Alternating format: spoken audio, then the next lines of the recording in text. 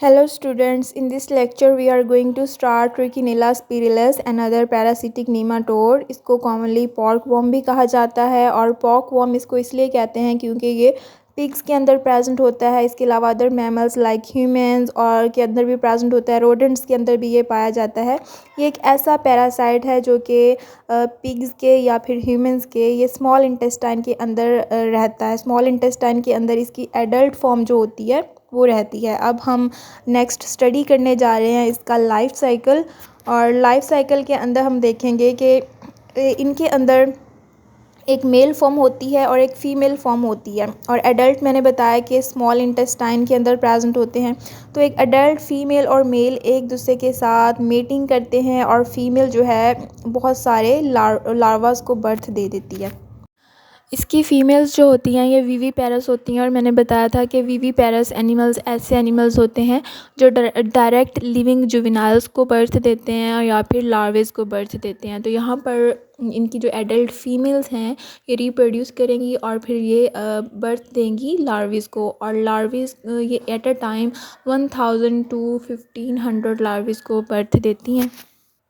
अब ये जो लार्वेज होती हैं ये स्मॉल इंटेस्टाइन की जो म्यूकोसा लेयर होती है उसके अंदर ये प्रेजेंट होती हैं, और जो म्यूकोसा लेयर होती है उसके अंदर विलाइज भी प्रेजेंट होती हैं। विलाई का स्ट्रक्चर जो होता है उसके अंदर ब्लड वेजल्स होती हैं और लिम्फेटिक वेजल्स होती हैं।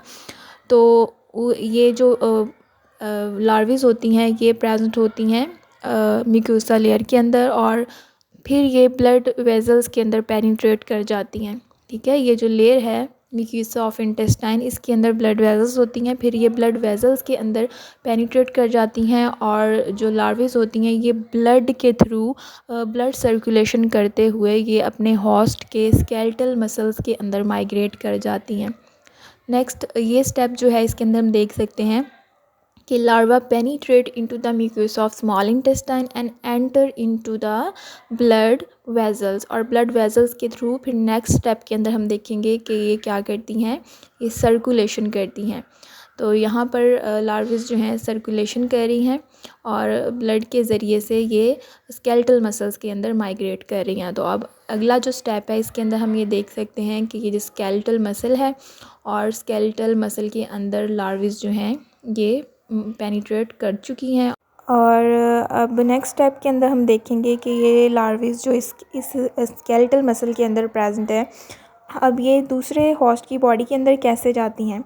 अब फॉर एग्जांपल ये जो स्केलेटल मसल था जिसके अंदर ये लार्वेज प्रेजेंट हैं ये किसी पिग का स्केलेटल मसल था।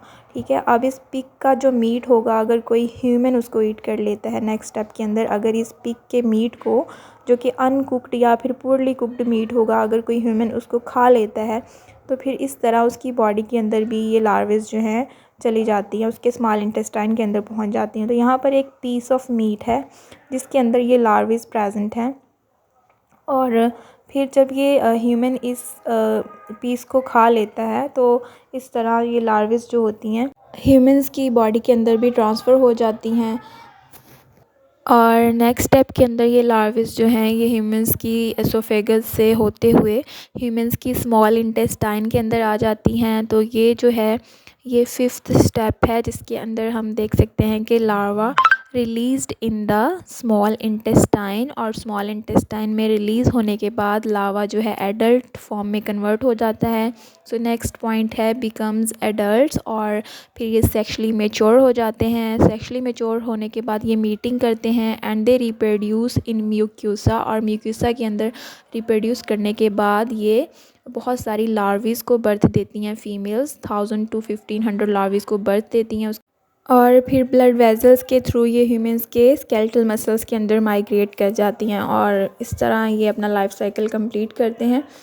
This is all about for today's lecture.